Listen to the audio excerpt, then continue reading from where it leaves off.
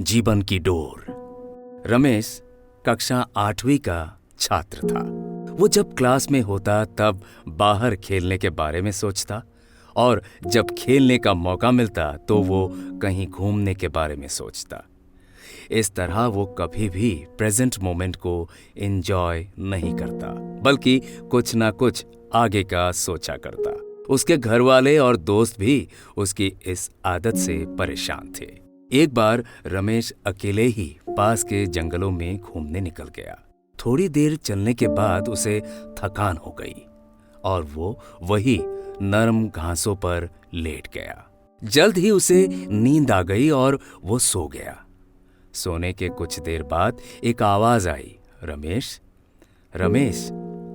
रमेश ने आंखें खोली तो सफेद वस्त्र में एक परी खड़ी थी। वो बहुत सुंदर थी और उसने अपने एक हाथ में जादुई छड़ी ले रखी थी और दूसरे हाथ में एक मैजिकल बॉल थी जिसमें से एक सुनहरा धागा लटक रहा था। रमेश परी को देखकर खुशी से झूम उठा और कुछ देर परी से बातें करने के बाद बोला, आपके हाथ में जो छड़ी है उसे तो मैं जानता हूं, पर आपने जो ये बॉल ली हुई है उससे ये सुनहरा धागा कैसे लटक रहा है? परी मुस्कुराई, रमेश, ये कोई मामूली धागा नहीं, दरअसल ये तुम्हारे जीवन की डोर है। अगर तुम इसे हल्का सा खींचोगे तो तुम्हारे जीवन के कुछ घंटे कुछ सेकंड में बीत जाएंगे। यदि इसे थोड़ा तेजी से खींचोगे तो पूरा दिन कुछ मिनटों में बीत जाएगा और अगर तुम उसे पूरी ताकत से खींचोगे तो कई साल भी कुछ दिनों में बीत जाएंगे।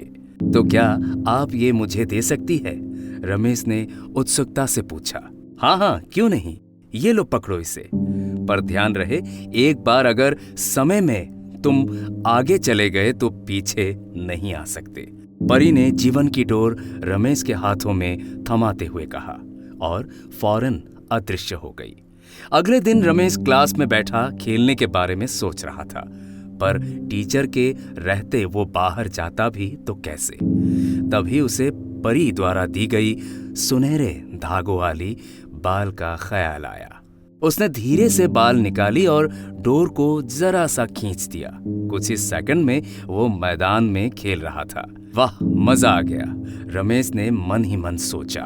फिर वो कुछ देर खेलता रहा, पर मौजूदा वक्त में न जीने की अपनी आदत के अनुसार वो फिर से कुछ ही देर में ऊब गया और सोचने लगा, ये बच्चों की तरह जीने में कोई मजा नहीं है।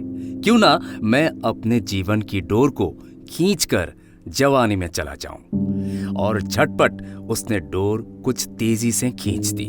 रमेश अब एक शादीशुदा आदमी बन चुका था और अपने 2 प्यारे प्यारे बच्चों के साथ रह रहा था।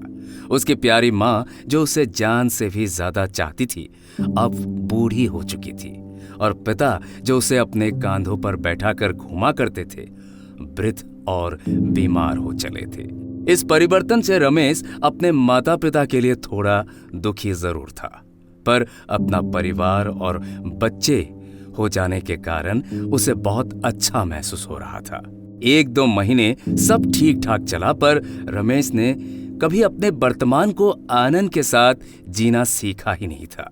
कुछ दिन बाद वो सोचने लगा, मेरे ऊपर परिवार की कितनी जिम्मेदारी आ गई है। बच्चों को संभालना इतना आसान भी नहीं, ऊपर से ऑफिस की टेंशन अलग है।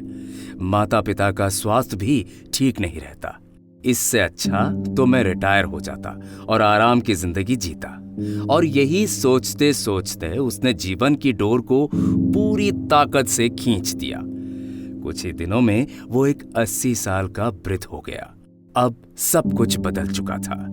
उसके सारे बाल सफेद हो चुके थे, झुर्रियां लटक रही थी। उसके माता पिता कब के उसे छोड़कर जा चुके थे। यहाँ तक कि उसकी प्यारी पत्नी भी किसी बीमारी के कारण मर चुकी थी।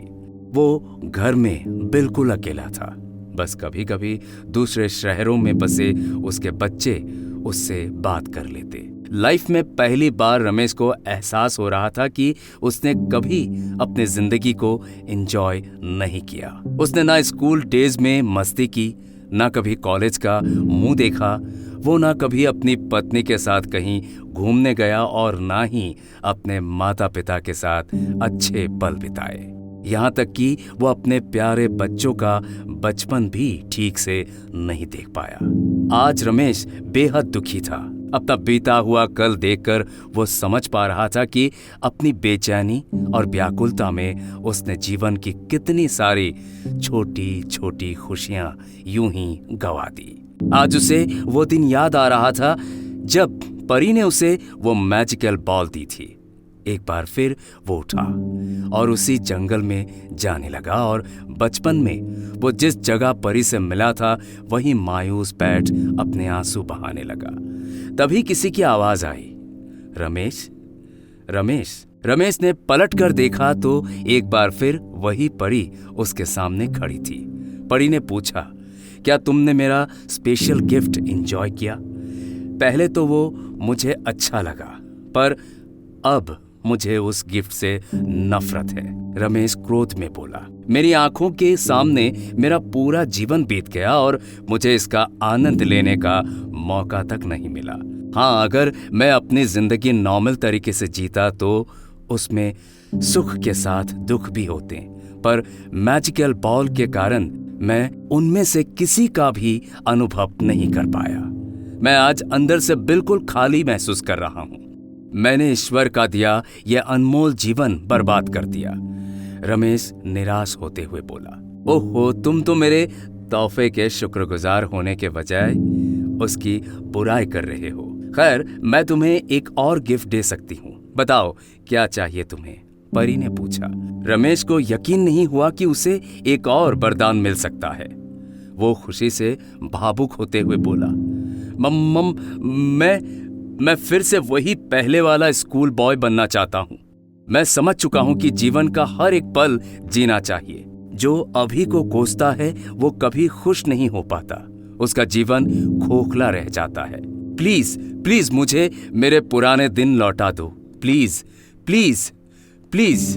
तभी एक आवाज आती है, उठो बेटा, तुम यहाँ इन जंगलों में कैसे गए और ये सपने में प्लीज प्लीज क्या बड़बड़ा रहे थे?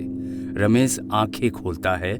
अपनी माँ को आंखों के सामने देखकर वो कसकर उससे लिपट जाता है और फूट फूट कर रोने लगता है। वो मन ही मन परी का शुक्रिया अदा करता है और कसम खाता है कि अब वो जीवन के अनमोल पलों को पूरी तरह जिएगा और डे ड्रीमिंग और कल के बारे में सोचकर अपने आज को बर्बाद नहीं करेगा। दोस्तों, क्या आप खुद को रमेश से रिलेट कर पा रहे हैं? कई बार ऐसा होता है कि हम आज की खूबसूरती को सिर्फ इसीलिए नहीं देख पाते क्योंकि हम एक सुंदर कल के बारे में सोचने में खोए रहते हैं, या कई बार हम जो नहीं घटा उसके घटने की चिंता में अपने आज को चिता पर जला देते हैं, बर्बाद कर देते हैं। हमें ऐसा नहीं करना चाहिए। खुशियों के छोटे छोटे पलों को पूरी तरह जीना चाहिए। जीवन की डोर एक बार खींच जाती है तो फिर लौट कर नहीं आती। किसी ने सच ही कहा है, बीता हुआ कल कभी नहीं आएगा और आने वाला कल शायद कभी ना आए। इसीलिए आज ही अपनी जिंदगी जी लो, आज ही खुशियां मना लो। All the best, bye.